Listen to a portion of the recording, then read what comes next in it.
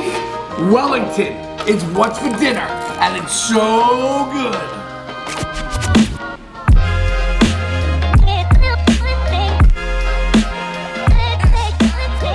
First, we need to aggressively season our Chateaubriand with kosher salt and black pepper on all sides. Make sure you use fresh ground pepper out of a pepper mill.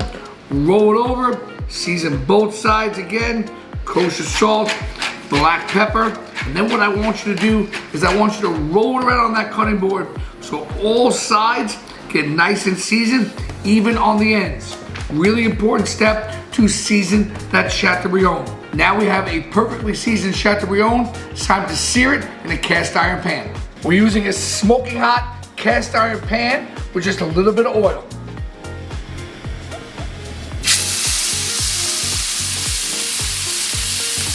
Let that meat caramelize. Don't play with it too much. Just pick it up. Make sure you get a nice even brown color, and there's a nice layer of oil underneath the bottom. Top brown, bottom brown. Now it's time to brown the sides. Our goal is to get all the sides nice and golden brown, which adds a lot of flavor and texture for our Beef Wellington. Don't forget about the ends. If you're making this at home, make sure you're using a hot cast iron pan and brown it on all sides. We're gonna remove it from the heat and brush it with some Dijon mustard while it's still warm. We're just gonna brush it with a thin layer of Dijon mustard. Make sure that mustard gets inside all those nooks and crannies. Make sure you get a nice thin layer of mustard all over that beautiful golden brown Chateaubriand. We're gonna throw our Chateaubriand in the fridge for approximately 30 minutes while we prepare our mushroom duxelle. We're gonna take some assorted mushrooms like our shiitakes, oysters, kings, and creminis.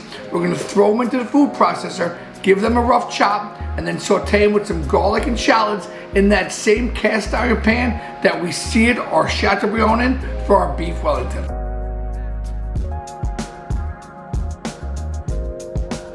Now that our mushrooms are chopped up, we're gonna throw them in a sheet pan in a 400-degree oven to evaporate the moisture. Moisture is a killer when it comes to a Beef Wellington. Now we're gonna start to saute our shallots and garlic in some olive oil for our mushroom duxelle.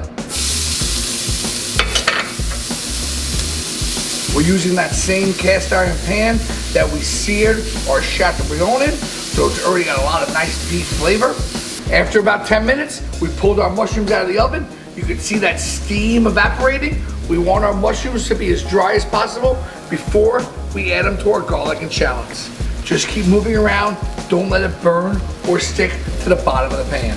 While our mushrooms are continuing to brown, we're just gonna create a little well in the center. We're gonna throw in a couple knobs of butter.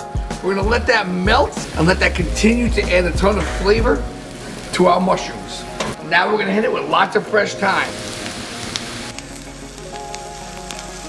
Mushrooms are golden brown, smell great. Now it's time to deglaze the pan with a little bit of cognac. Flambe all day. Be careful when you're flambeing at home. All right, the smell is outrageous. Our cognac is evaporating. We're gonna throw our mushrooms onto a sheet pan and get this right in the refrigerator to cool so we can start to assemble our Beef Wellington. It's been about 15 minutes. Our mushroom duxelle is nice and cooled. Now we're gonna add some duck liver pate to help bind it all together and add some depth of flavor.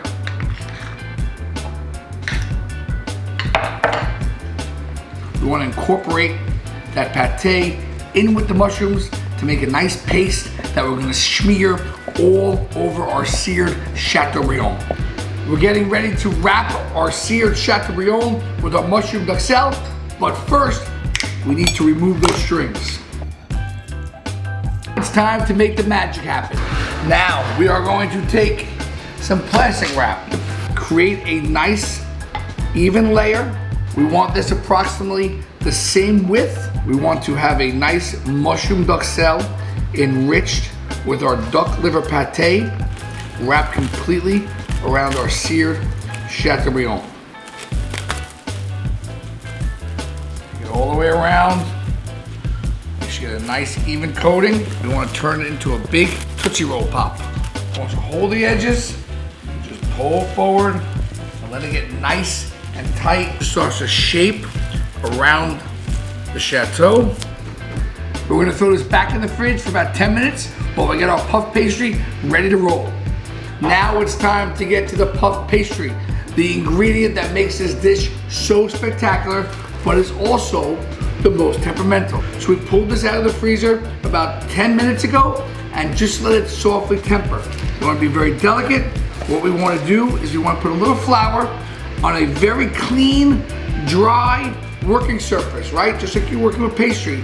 We have this sheet of puff pastry, a little bit of flour on top, a little bit of flour on the bottom. Take a rolling pin. I like to put a little bit of flour on the rolling pin so nothing sticks, right? We're gonna roll it out a little bit thinner. What is puff pastry?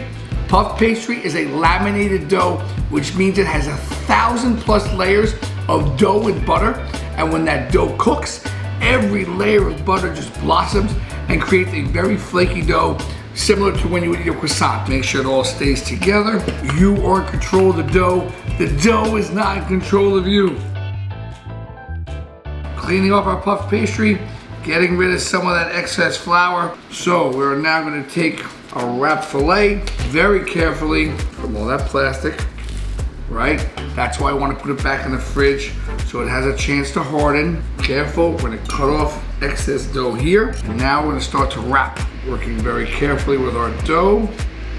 Once over, we need some of that egg wash, right? Nice amount of the egg wash with just a little bit of water to seal this bad boy up. We're gonna cut it just a little bit here. That's all we need. Fold it over, just like so. We're going to crimp the edges like we're making a pie. Our dough is nice and intact. We're gonna get off any of that excess flour. This is starting to look really nice. Once again, get that air out of there. Crimp that dough, cut off the excess. Same on the other side. Get rid of that excess flour. Now, really, really important, I wanna get this back in the fridge to harden up just a little bit so we can have some fun and decorate it. Gotta treat this like a baby's bottom. We're gonna put this back in the fridge to let that dough harden up so we can have some fun and decorate it. We're gonna get a little fun, we're gonna get a little creative. We are gonna get a little artistic. What I want you to do is take some extra puff pastry. We're gonna roll it out nice and thin, just like we did before. I am gonna do some nice flowers because I like flowers, but you can do anything that you want. Cut out some different shapes. Make sure they do not stick. Pull right away. We're gonna throw these right on here. What's going to happen when we layer this on top of the original layer of puff pastry, it's gonna blow up and give a very nice artistic impression. All right, we're in the home stretch. We could pop this in the oven just like this with some egg wash, but we're gonna add a little flair, a little decorative touch, if you will. So first, most importantly, make sure you have no excess flour on the outside of your Wellington. Then, I want you to take a very thin layer of egg wash, just very gently all over the top, because we're gonna add some garnish, and I wanna make sure everything sticks nicely. Wanna make sure we have no excess flour on our flowers, okay? We're just gonna put these very nicely over the top. Find someplace very pretty for it. And then last but not least, right before it goes in the oven, one more very nice thin layer of egg wash so everything comes out nice and golden brown. A lot of fun, very artistic, takes time, but I'll tell you one thing, Beef Wellington is a masterpiece of food and art if done right. A little bit of flaky sea salt right on top of our egg wash before we go into the oven for a little crunch. We are going to pop this right into a 425-degree convection bake oven.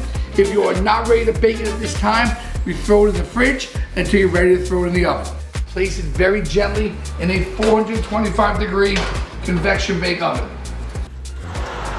Behold this glorious masterpiece. 25 minutes, 400 degrees convection bake.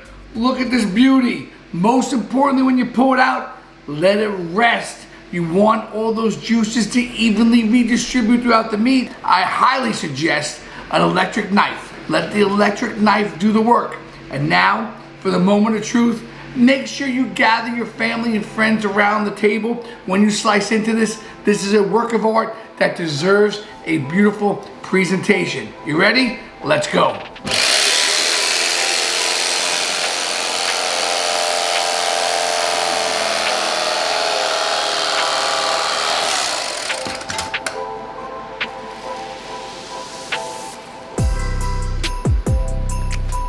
Yeah, how you doing? That's a beautiful medium rare Beef Wellington.